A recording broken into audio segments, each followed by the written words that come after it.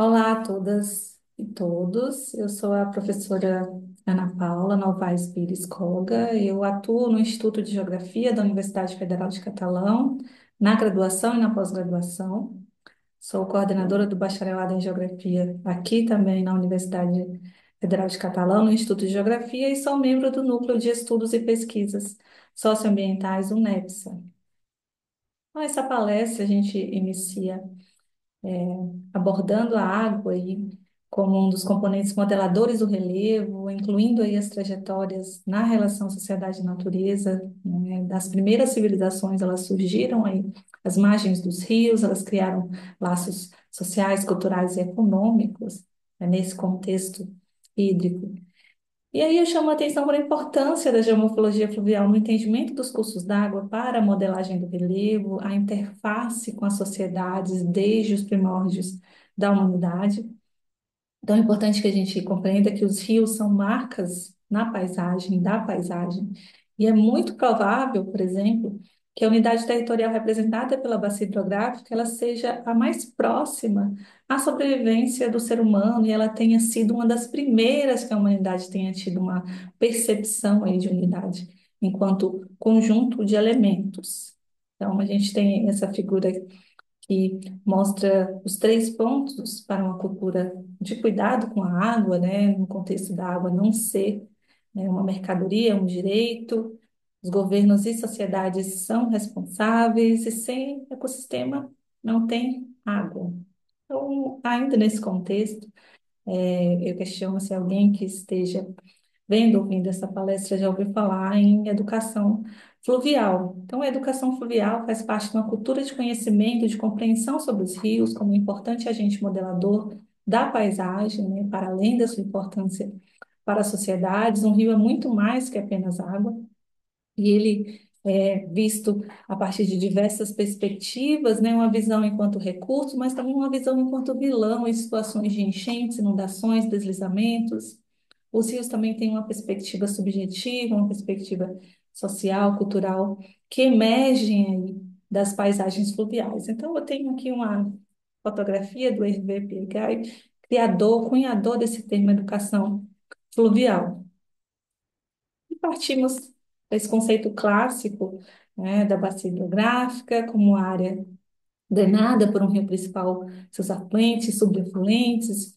Se a gente considerar, por exemplo, a teoria geral dos sistemas, do Bertalanffy, né, os cursos d'água são sistemas fluviais abertos, eles trocam, então, constantemente matéria e energia com o ambiente.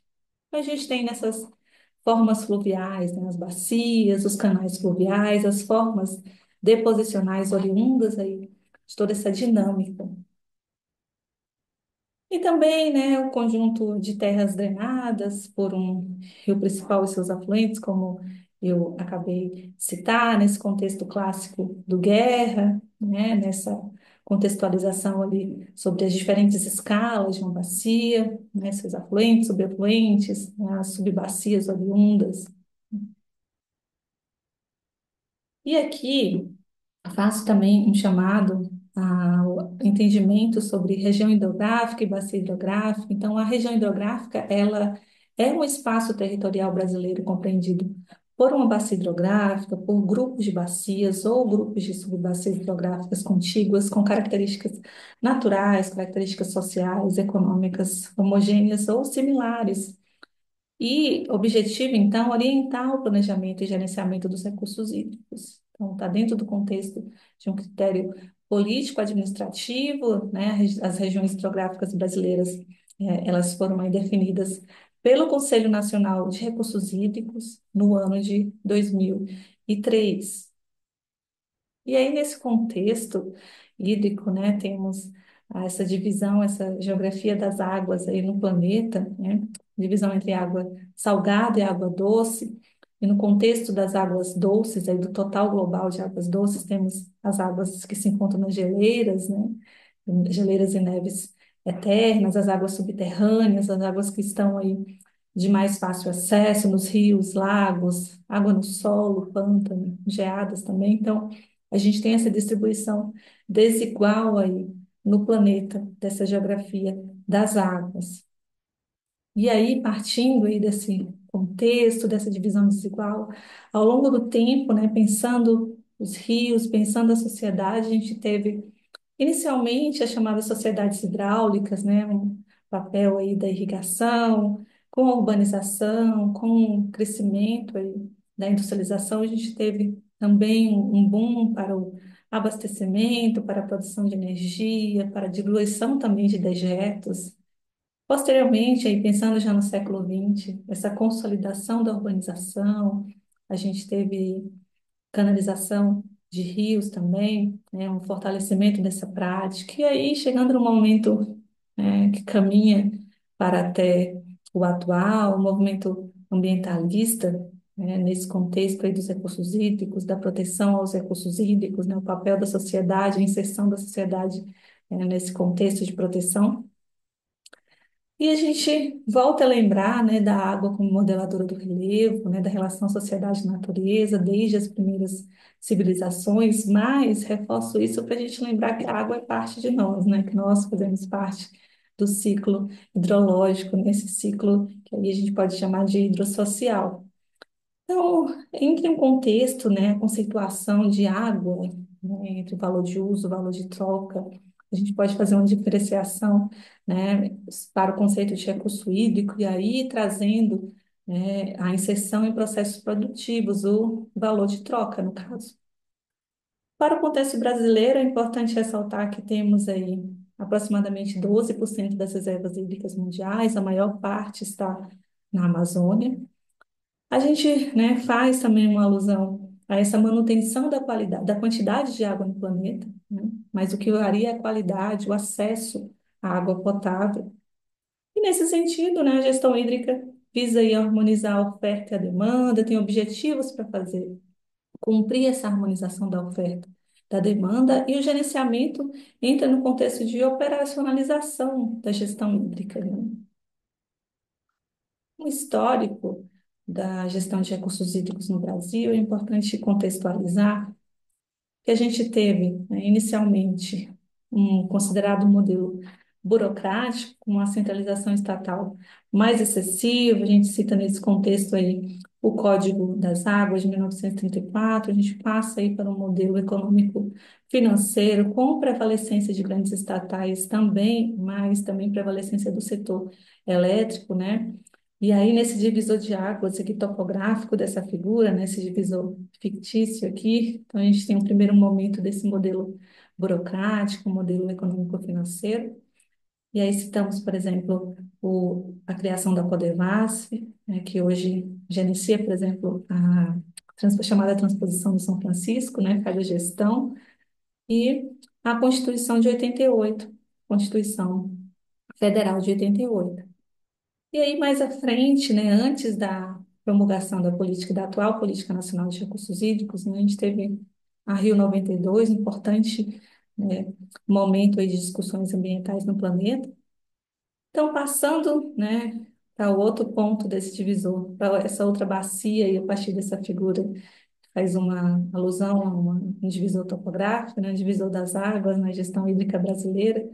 A gente tem, com a promulgação da Política Nacional de Recursos Hídricos em 97, um modelo integrado, um modelo que propõe a gestão descentralizada, participativa. E aí, seguindo nessa linha do tempo, a gente teve a criação da então Agência Nacional de Águas, né, que hoje é a Agência Nacional de Águas e Saneamento. A gente teve a Rio+2, né, a promulgação do Plano Nacional de Recursos Hídricos, e aí caminhou também para os próximos eventos, né, a Rio+20, dando seguimento. E o Plano Nacional de Recursos Hídricos, ele é um documento orientador da Política Nacional de Recursos Hídricos e da atuação do Sistema Nacional de Gerenciamento de Recursos Hídricos. O atual plano ele foi aprovado em 2022, tem um horizonte temporal até 2040. E aí, dentro desse contexto, desse histórico, né, esse Código das Águas, pelo Decreto Federal 24.643 de 1934, né, dentro do contexto do Ministério da Agricultura, a Constituição de 88 trazia aí, por exemplo, no artigo 20, que são bens da União, inciso terceiro, os lagos, rios e quaisquer correntes de água em terrenos de seu domínio que banhem mais de um estado, também que sirvam de limite com outros países ou se estendam a territórios estrangeiros ou dele provenham, bem como os terrenos marginais, as praias fluviais. Já no artigo 26 também diz que incluem-se entre os bens dos estados. Inciso 1, as águas superficiais ou subterrâneas, as águas fluentes, emergentes e em depósito, ressalvadas, neste caso, na forma da lei, as decorrentes de obra da União. Então, eu faço uma ressalva que o município ele é responsável pelo parcelamento do solo urbano, mas ele não tem aí autonomia administrativa, né, por exemplo, em outorga de água. Seguindo nesse histórico, né, a gente tem pela Lei Federal 9.984 de 2000 a criação da então Agência Nacional de Águas. Já com o Decreto Federal 4.613 de 2003, a gente tem a regulamentação do Conselho Nacional de Recursos Hídricos e aí em 2020 é que a gente teve essa alteração no Marco Legal do Saneamento que atribuiu à Agência Nacional de Águas e Saneamento Básico competência para editar normas de referência para os serviços de saneamento aqui no Brasil. E a lei, né, um projeto de lei, no caso 4.546 de 2021, também chamado de Marco Hídrico, ele institui a Política Nacional de Infraestrutura Hídrica e organiza a exploração e a prestação dos serviços hídricos. Por esse projeto, há uma concentração aí chamada infraestrutura cinza, né? Então, a solução para qualquer questão hídrica se encontraria apenas na engenharia. Ele não aborda as soluções baseadas na natureza, institui a exceção onerosa de direito de uso dos recursos hídricos, e isso pode romper aí a definição de prioridade nos usos da água em casos de escassez. Também retira dos comitês o direito de aprovar os seus planos de bacia, ao submeter essa decisão para instâncias superiores de gestão. Então, essas são aí as premissas desse projeto de lei. E ainda nesse contexto aí das águas no território nacional, é importante falar dessa dupla dominialidade das águas superficiais aqui no Brasil. Então, a gente tem as águas de domínio estadual, de domínio da União, mas as águas subterrâneas, né, conforme o artigo 26 da Constituição de 88, são bens dos estados. Então, aí esse tracejado verde são as águas de domínio estatal aqui no território brasileiro e o tracejado vermelho, as águas de domínio da União. Os corpos de dominabilidade da União, eles são, por exemplo, os rios transfronteiriços, aqueles que abrangem mais de um estado da federação, dois ou mais estados. Os corpos de água de dominabilidade dos estados, por exemplo, as águas subterrâneas, aqueles rios que têm nascente e foz no mesmo estado. Em relação às políticas hídricas estaduais no Brasil, a gente tem aí um marco, né, de crescimento ao longo do tempo. Aqui nesse slide, começando com 91 até aí o ano de 2007, a gente vê aí a completude, né, todos os estados da federação com políticas estaduais de recursos hídricos. Então, a primeira lei estadual de recursos hídricos foi a Lei Paulista, né, a partir da Lei Estadual 7.663 de 91. Depois que a gente teve a promulgação da Política Nacional de Recursos Hídricos, lá em 97.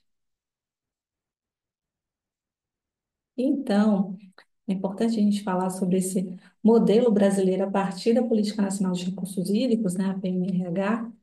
Uma governança passa a ser descentralizada, uma gestão participativa, integrada, e nesse contexto, a participação do poder público, dos usuários e da sociedade civil organizada. E o sistema de gerenciamento de recursos hídricos, então, a gente tem, né, nesse contexto, o Conselho Nacional de Recursos Hídricos, que tem aí como premissa arbitrar conflitos sobre recursos hídricos, é a última instância para arbitrar conflitos sobre recursos hídricos.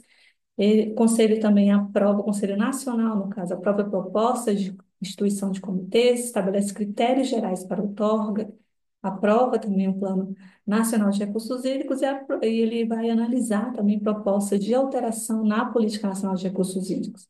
A gente tem também os conselhos estaduais de recursos hídricos, né?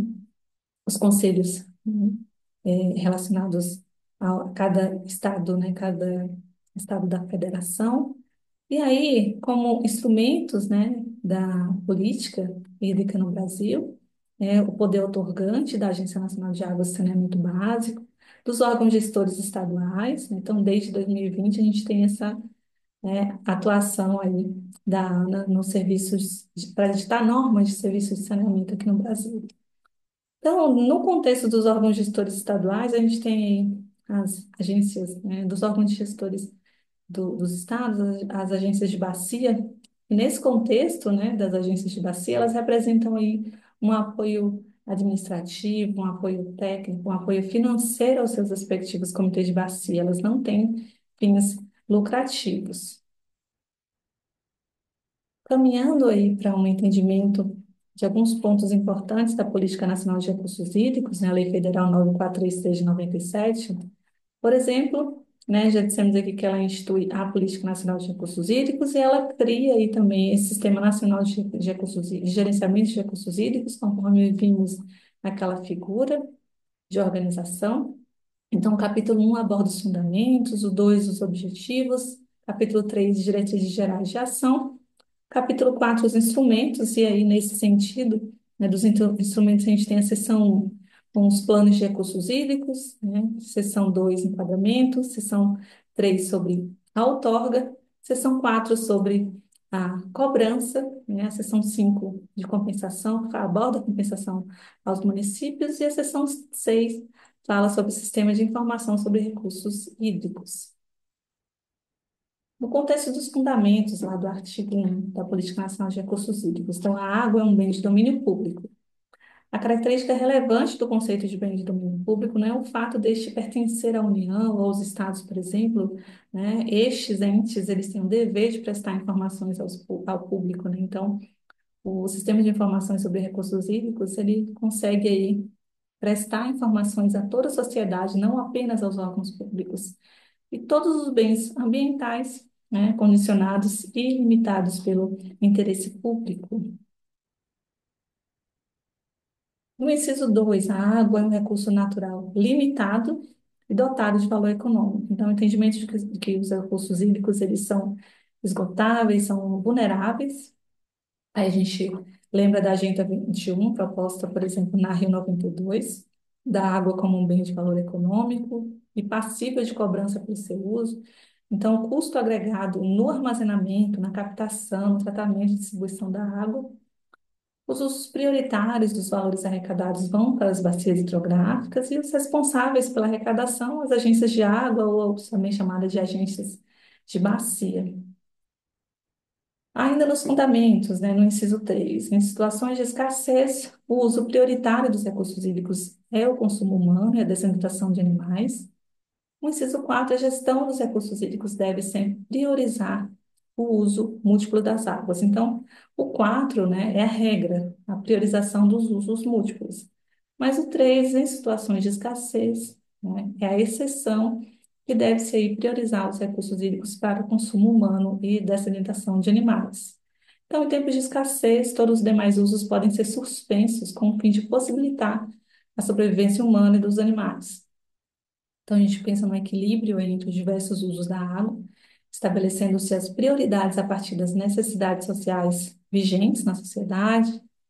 Os usos da água em dois tipos, os usos consuntivos, que são aqueles em que há o consumo efetivo de água, então o retorno ao manancial é pequeno, ou inexistente, ou então ocorre após muitos meses, ou então tem perda de qualidade, como, por exemplo, os usos, domésticos, os usos industriais, ou então a gente tem ainda um tipo chamado de uso não consultivo, que são aqueles em que o consumo é pequeno, ou seja, a água retorna ali ao manancial, por exemplo, atividade de recreação, de navegação,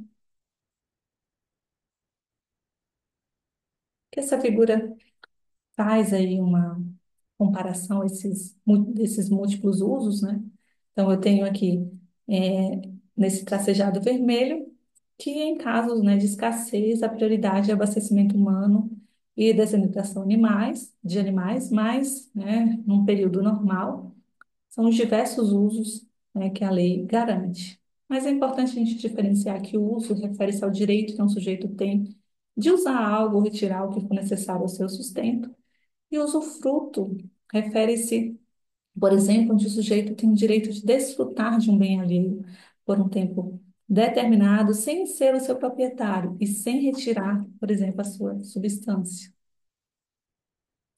Nesse contexto, né, a gente tem ainda os usos mais exigentes, por exemplo, abastecimento doméstico, proteção e preservação de comunidades aquáticas, recreação onde há um contato primário e um contato secundário, essa água tem que ter uma qualidade melhor, né? Também irrigação, dessalinização de animais. E os usos menos exigentes, por exemplo, a navegação, onde eu não vou ter um contato, né, primário ou um contato secundário. Ainda nos fundamentos, né? Lá no fundamento, né, no quinto inciso, a bacia hidrográfica é a unidade territorial para a implementação da Política Nacional de Recursos Hídricos para a atuação aí do Sistema Nacional de Gerenciamento de Recursos Hídricos. Então, é importante a gente perceber, né, que a Lei 9436 de 97, a Política Nacional de Recursos Hídricos, ela não estabeleceu um conceito ali claro de bacia hidrográfica, né, no seu texto legal. As bacias hidrográficas, elas devem, então, ser consideradas como um todo indivisível, e a gestão de recursos hídricos, ela deve inserir-se no âmbito, então, da bacia hidrográfica natural, e não no âmbito das fronteiras administrativas e políticas, né? Isso conforme, por exemplo, a Carta Europeia das Águas, da Água de 1968. Então, esse é um inciso que aborda aí que a bacia hidrográfica no Brasil é a unidade territorial para a implementação da Política Nacional de Recursos Hídricos, para a atuação, então, do Sistema Nacional de Gerenciamento de Recursos Hídricos. Então, nesse contexto, né, da bacia hidrográfica comunidade territorial, então, a aplicação prática da gestão hídrica a partir das bacias hidrográficas, ela depende da articulação entre representantes da União, dos estados, do Distrito Federal, dos municípios, também dos usuários das águas, né, das organizações civis, de ensino, de pesquisa, dedicada à defesa dos recursos hídricos, né, dos interesses coletivos. Então, é nesse contexto aí que temos um comitê de bacia, esse Parlamento das Águas, né, uma comissão com interesse comum, né, que é a bacia, seus recursos hídricos. Então, os comitês de bacia, eles deverão ser compostos por representantes do poder público, usuários e sociedade civil, com atuação comprovada na bacia. Então, a gente tem uma composição tripartite nos comitês de bacia. Então, por exemplo, os poderes públicos, né, no máximo de 40% de participação, as organizações civis, no mínimo de 20% de participação, e os usuários aí, 40% de participação. Então, a representatividade de cada segmento, ela deve atender o que dispõe lá no artigo 8 da Resolução número 5 de 2000 do Conselho Nacional de Recursos Hídricos. As perspectivas, né, partindo desse cenário aí todo que foi exposto. Então, Brasil, Comitê de Bacia, tem essas duas figuras aqui, o relatório de conjuntura e da Agência Nacional de Águas e Saneamento Básico. Então, Comitê de Bacia, né, em situação em 2023, para os comitês estaduais, para os comitês interestaduais. Então, em 2023, por exemplo, o Brasil, ele contava aí com 10 comitês de bacias interestaduais, todos instalados, tendo o mais recente, por exemplo, é o Comitê de Bacia do Rio Parnaíba. Então, concluído o seu processo de instalação com a eleição de seus membros representantes em novembro de 2023. Além disso, já existem atualmente aí 239 comitês de bacia hidrográfica em rios de domínio dos estados. Então, para o ano de 2023, por exemplo, a gente tem 10 comitês de bacia interestaduais.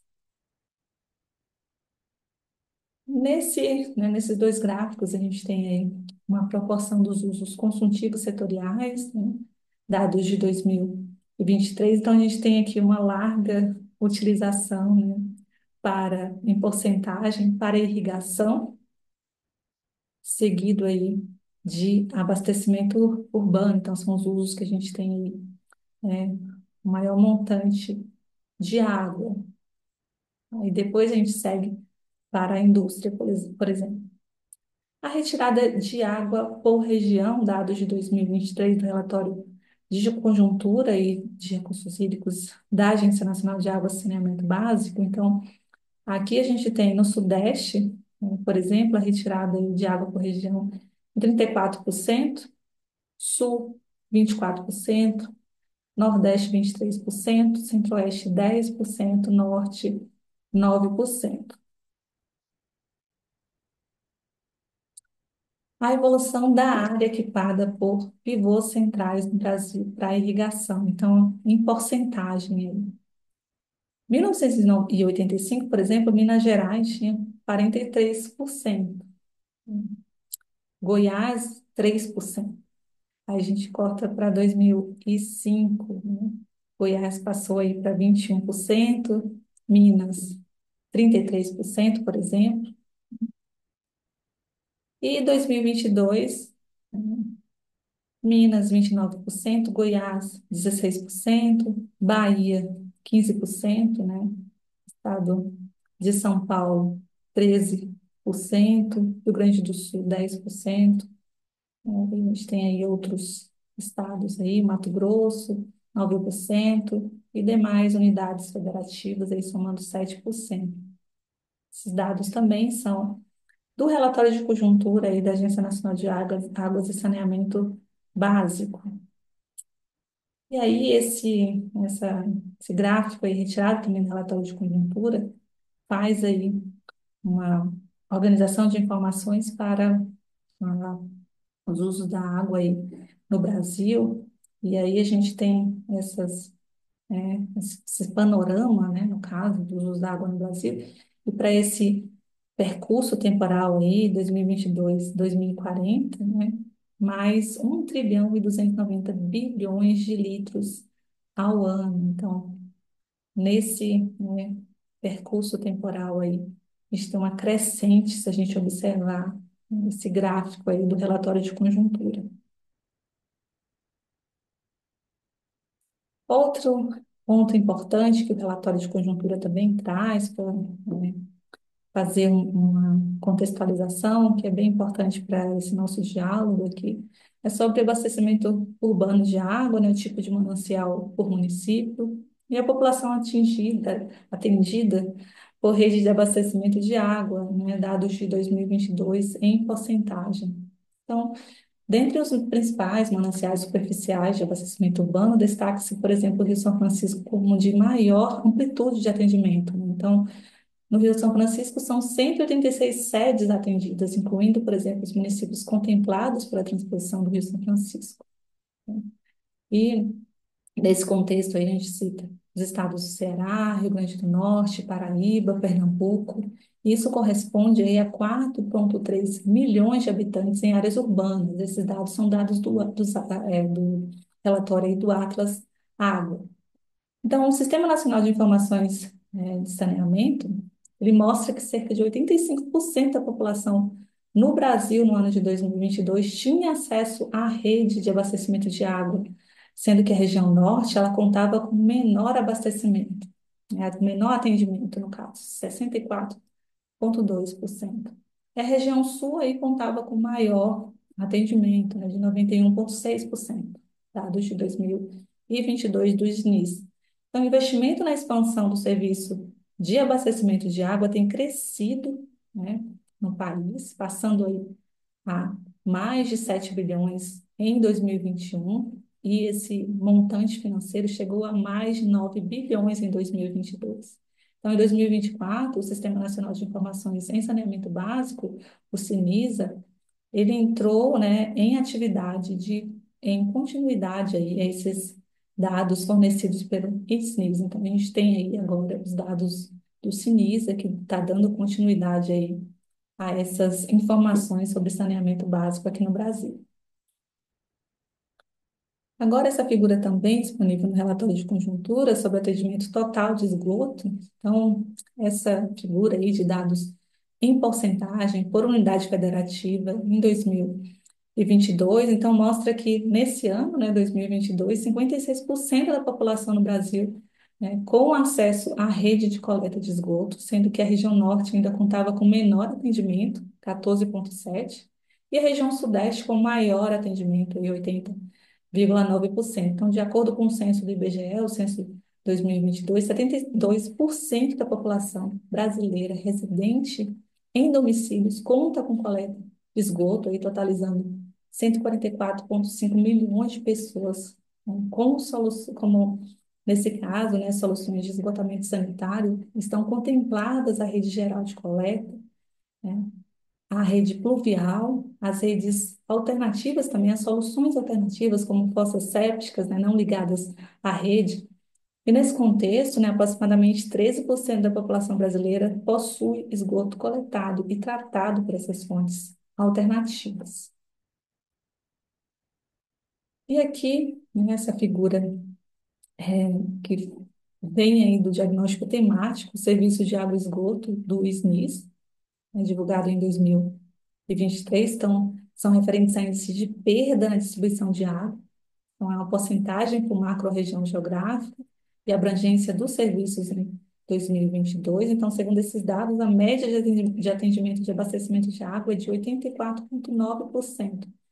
E eu ressalto que essa amostra do SNIS não é total com todos os municípios brasileiros, né? Então, abrangeu aí a maior parte, 5.541 municípios.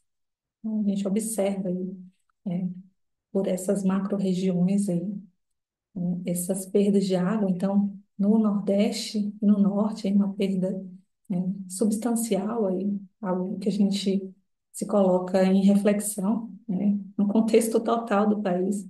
São perdas aí do montante elevado. E aqui, né, essa figura também desse diagnóstico temático aí sobre índice de tratamento de esgotos gerados, então, também por porcentagem, por macro-região geográfica e abrangência de serviços em 2022. Então, nesse contexto, eu ressalto que 52,2%, né, de índice de tratamento de esgotos gerados nos municípios, então, esses municípios aí abrangidos por esse estudo do SNIS, Água e Esgoto, de 2022, então, né, esse, essa abrangência aí em relação ao índice de tratamento de esgoto, né, a gente vê aqui a diferença entre a região norte, por exemplo, né, e a região sudeste. E aí a gente chega, né, num contexto aí, quais são as nossas perspectivas. Então, é preciso ressaltar que a gestão hídrica, ela tem culturas associadas a diferentes ambientes, né? Ambientes lóticos, ambientes lênticos, né, ambientes de água parada, água corrente, né? A crise da água, mas a gente precisa pensar nessa crise do gerenciamento, como nos chama a atenção o José Galizia Dizzi, né? Nesse contexto, aí, as questões ambientais incluídas, as questões sociais, questões econômicas, as perdas de água que a gente acabou de ver, né? Os eventos hidrológicos extremos que a gente tem visto aí com a constância, né? E nesse sentido, a necessidade de reforçar uma articulação na governabilidade dos recursos hídricos. A gente precisa pensar que 75%, né, aproximadamente aí 75% da superfície do Brasil é constituída por bacias interestaduais, né, com recursos hídricos compartilhados, então é preciso ter um reforço na governabilidade, né, desses diferentes entes federativos. A gestão realizada em um domínio tem repercussão total sobre os outros domínios. Também a aplicação de múltiplas regras e de critérios diferentes para a gestão de recursos hídricos são compartilhados, eles podem tornar a regulação ineficiente, por exemplo. Também temos questões de particularidades das macro-regiões brasileiras, então a gente pensar no semiárido brasileiro, né, as especificidades na gestão hídrica e a gente tem exemplos, né, de sucesso de gestão de rios, gestão de reservatórios, comissões gestoras, mas pensando ao bacia hidrográfico, a sua importância à comunidade territorial para a gestão hídrica aqui no Brasil.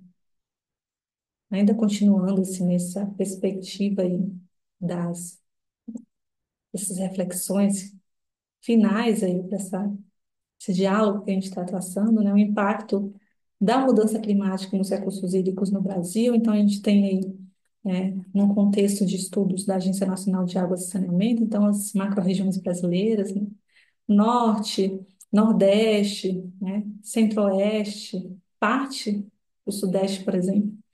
A gente tem aí nesse estudo uma informação de redução de vazão dos rios, um aumento da frequência das secas. Já na região sul, por exemplo, né, esse estudo Impacto da Mudança Climática nos Recursos Hídricos do Brasil, divulgado aí pela Agência Nacional de Água e Saneamento Básico no ano passado, Então, nessa região sul, a maior imprevisibilidade climática, né? A gente acompanhou aí no ano passado, por exemplo, a situação do Rio Grande do Sul.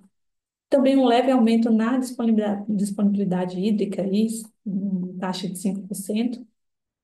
E nesse contexto ainda desse estudo, né, no contexto pensando no Brasil, o país pode ter perda de até 40% de sua disponibilidade hídrica até 2040. A gente viu aquele gráfico lá do relatório de conjuntura, né, a subida aí dos usos da água, né, até esse horizonte temporal de 2040.